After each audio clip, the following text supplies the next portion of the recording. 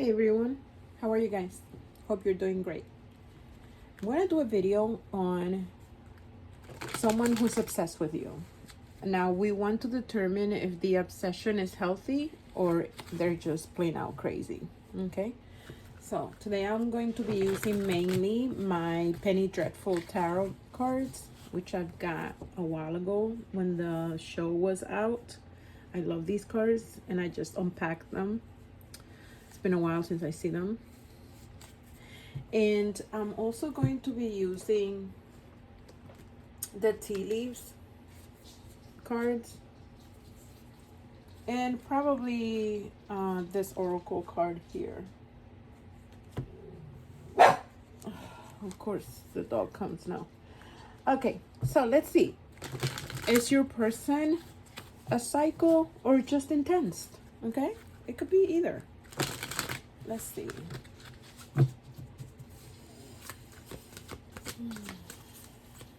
Is this person crazy or just intense? We have the Justice card.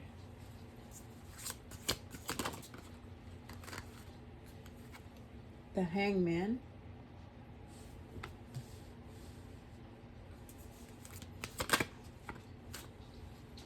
The Hermit.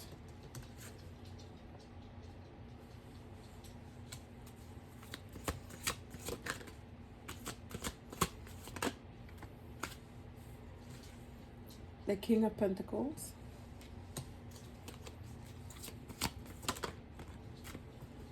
The Page of Wands.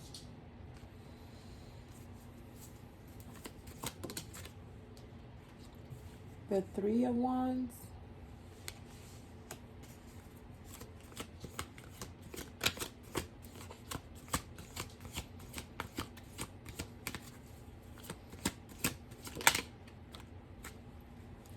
And the Five of Cups. Okay, bottom of the deck, we have the Four of Pentacles. Okay, so what I'm getting so far is that this person does have a bit, I don't know if it's a fully developed mental health issue, but they are extremely intense, with a little bit of crazy, I want to say, right?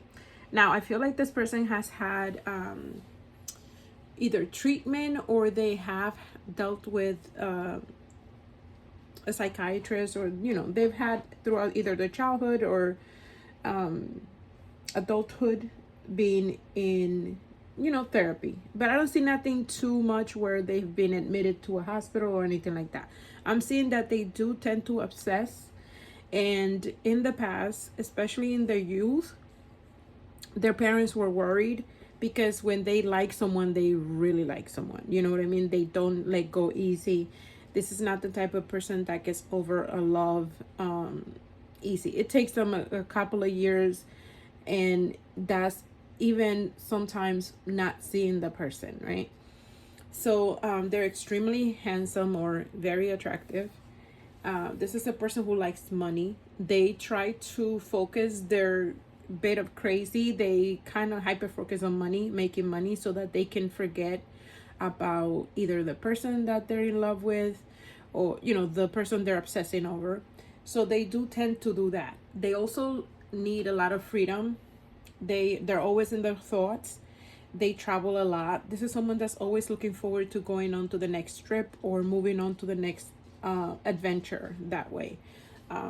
And it's all because they do have like this. I feel like a lot of these people, when they're like this, they also have they have spiritual gifts. But of course, in their mind, they're not ready for that type of understanding. So spirituality is not a big deal to this person, or they're not a believer, or at least they act like they don't believe. This is someone that is very earthy, very, grounded. They have what they would be the type of person that says, I have my feet planted in the ground. I'm not in the air. I don't believe in none of that hocus pocus nonsense. You know, that would be sort of like how they express themselves, or how the people around them does, like their parents, or, you know, whatever friends. The way that they would describe this person is like, oh, that's not the person to think that way, right? But they do have nightmares. They have dreams. They do have premonition. But I feel that they use those gifts towards their money. So they don't believe it as it's a spiritual gift. They believe that it's just their sixth sense. You know, it's very primal. This is a very primal alpha type of individual. So they're all about, yeah, I know better. You know, it's not a gift. It's just that I know better, or I'm smart, or I'm street smart. Whatever it is they use to categorize themselves. But yes, this person it can be very obsessive. And when it comes to you, they're very attached to you. So if you guys have already met, this person definitely liked you from day one.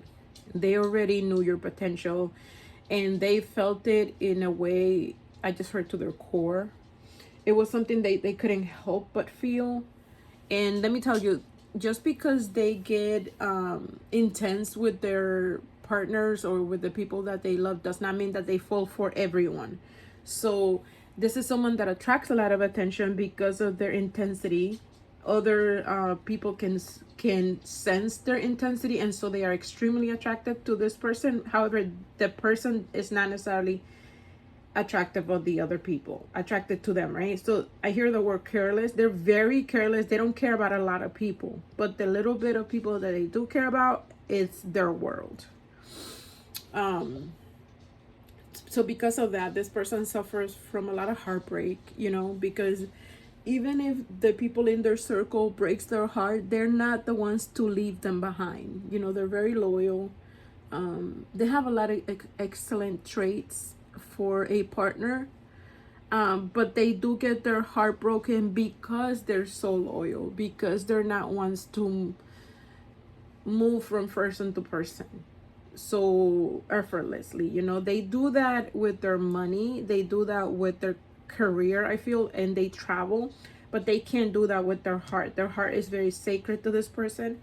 I feel like the person, if they're not older, they're at least extremely mature, because they've suffered so many times, because they started at a very young age feeling real big feelings. Because of that, they feel older than what they are. Probably they're not that old, but inside in their heart, they're very mature. They're very old. They're very well aware of what love is and what it is to feel for someone. So because of that, when they love, they love. They love. And it's very overwhelming for them. So when you felt their presence, you were feeling just a percentage of what they can give you. You know what I mean? Because it wasn't like, I feel like they weren't able to show you exactly how they feel about you for whatever reason, whether it was because of the other people around you guys or the interferences that came in the way, the blockages and things like that. Some here may never have went through the whole relationship with this person, and so you weren't able to feel 100% of what they can do. But if you were to, it would overwhelm you as well. Now, this was, I'm sorry, Milton, stop. Okay, I'm sorry, he wants to go outside and it's raining. So getting back to this person not only is I heard the word sensible. They're very sensible. They're very much about, besides their intensity and stuff like that, they're very protective of their partner and they want a family. If they don't have kids or you don't have kids with them, they want to have a big family. They want to protect their family. They want to build walls around you guys. This is the type of person that when they buy their house with you, they would literally like build the biggest fence around your house. They want to live in a big house so that they can have enough land to sort of like put big gates around it. They want, if you want a castle, this person would get you a castle, because it would mean that they can actually be able to protect their family. For some reason, they feel that because of what they've experienced throughout their lives, they know what bad can come out of a person. They know human nature, and they know the bad side of it. So they've experienced it, and they would never want you to experience it. So let's say you come into their world and their family or friends don't like you, or they don't accept you, but they're brave enough to go against that, which would take a lot. I mean, this person, like I said, they care about their people. But let's say they do that, right? They bring you into the world, and they have to constantly probably fight against their own family or friends to protect you. This person would totally always be like a helicopter boyfriend, right? Making sure that no one says the wrong thing to you or gives you a bad look or things like that. So this would be a lot of work for them. If you're not liked or accepted within their circle, it would be a lot of work, and it would definitely affect your relationship, because you probably would be very upset, knowing that there's so much tension, but I feel like for the right person, this person would definitely either move away from the family or be able to push the friends.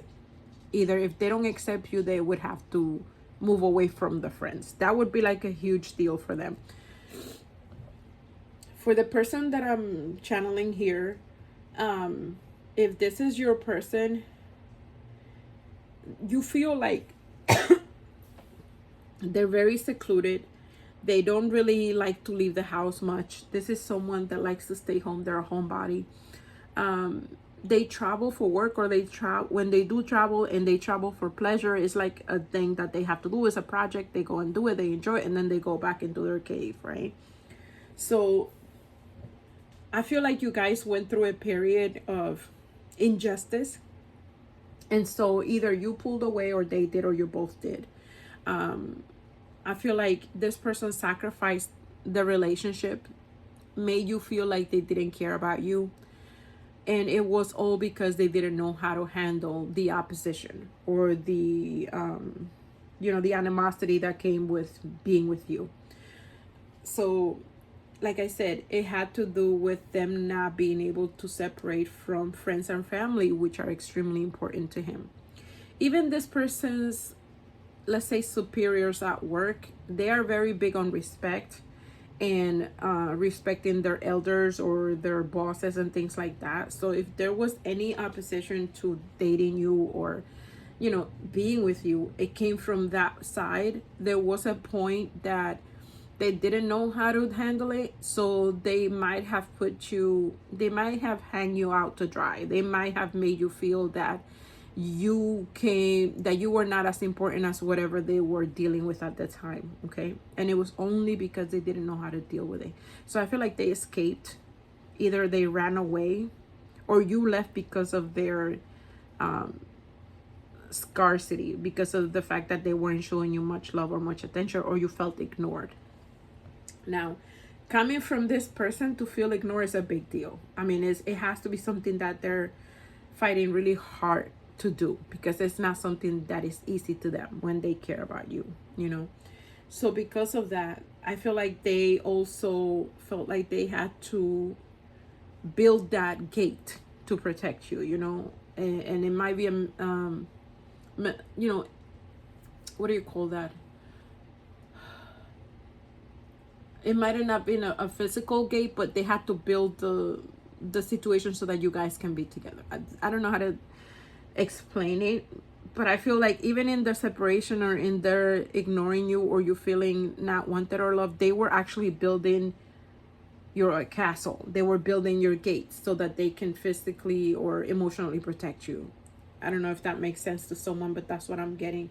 This person, if you're not together, they're definitely coming back to you. They're going to send you a message, and it's going to be a very passionate, very overwhelming, very they're going to speak from their heart. And so it's going to make you cry. It's that type of message that's going to make you feel like, why now? Why didn't you protect me then? Or things like that. But like I said, it was something that they felt that they were tied to, bound to, or in contract in some way. That's why I feel like if you worked with this person, it feels like they have some sort of obligation or contract to this other place. If they were in a relationship, even they could have been in a relationship and felt that they had to marry that other person, or they were promised to someone else. It almost feels like it was something it was there before you came along, and so they had to you know, abide by it. You know, whatever they had to do, they had to finish the contract or do what they needed to do with that situation. But it really, really messed with their head. It destroyed them, and I feel that they did walk away from that situation, or they're in the process or in the midst of walking away from that and coming back to you in a very very caring, very protective, very, I'm ready now. I built our bridge. I've built our castle. I have a gate. I'm ready to do this, you know. But I don't know if you're going to be so receptive because of what happened in the past. I feel like you're going to be very focused on what they did versus what they're trying to do now. Okay, you're going to be looking at the spilled milk kind of thing. You know, you're not going to be looking at the cups behind you, which are the cups of love and things that are being offered and rendered to you. So it's not going to be easy, but you know, I feel like they're ready to do this. They understand that you feel that you were left out in the cold. They understand that, and you felt unstable, unprotected. But I definitely feel like this person is going to do the work. And mind you, they're coming out of a situation that was quite hurtful. Very painful. They were betrayed by the people who they chose over you, or the situation they chose over you, out of respect and obligation. Remember, this was out of respect and obligation. It was something that was there before you in some way. But they were betrayed even by the people that they chose over you, or like I said, the situation they chose over you. So coming back to you after a time of rest and a time of separation, it's because they're healing. They're in the process of healing from that separation. Okay, they've taken a break between the other situation and coming to you. They're not coming to you right away or right off, you know, like right after finishing a battle with this other people or situation. They're taking their time to heal and to rest and then come to you. And so it's time that they do come to you. The Wheel of Fortune, you know, things are going to be moving in your direction for your luck, because you guys are meant to be. But remember, they're coming off of a war, sort of their own devices, a war that they either put themselves in or they allowed it to happen. So they're coming bruised, but ready to go, I feel, and ready to get back into the I don't want to call it love bombing, because some of you guys might feel that way, but I don't think it was love bombing when they were doing that to you in the beginning. I honestly just feel that's just who they are. They're very intense, possessive, and all of that stuff. So they are going to come very passionate, very attached to you, very with an ownership, you know, an ownership. They feel they own you, even if they were foolish enough to walk away in the past, you know. But they are coming brave. They want to take a leap off that bridge. They want to, and they know you're going to try to, you know, just like in that card right there with the Fool, where you see the crocodile trying to grab their feet. They're not afraid. They know you're going to give it to them. So be yourself. Don't hold back, because they're expecting that. But they're still willing to take that leap, okay? They're willing to take that leap, and they're willing to work in a team. You know, be supportive, do the things that they didn't do before. They want to work things out. They want to be a team player with you. They want to make it work. They want to build an empire with you, build a relationship, build a house. And it's just so crazy. They want to build that house with you. They have that mentality of the gates being up and their castle just for you. Just, if you're willing to give this person a chance, things are only going to get better. Remember, it is a process, it's a progress. And even if you see their obsessiveness and possessiveness, this time around, it comes with more maturity, with the understanding that they effed up, and the understanding that they have to rebuild this with you.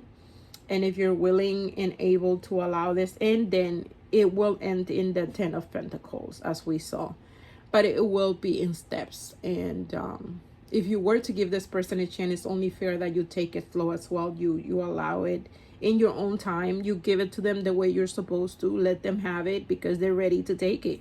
They're ready for you to be to be them, you know, to not let them escape and not let them get away with the thing. They want that, actually, because at least it will mean that you still have feelings for them. In a weird way, they understand that when you're angry and upset and yelling and screaming or letting them have it, it means you love them, because you care enough to yell at them and scream at them. I know, a little toxic, just a little bit toxic.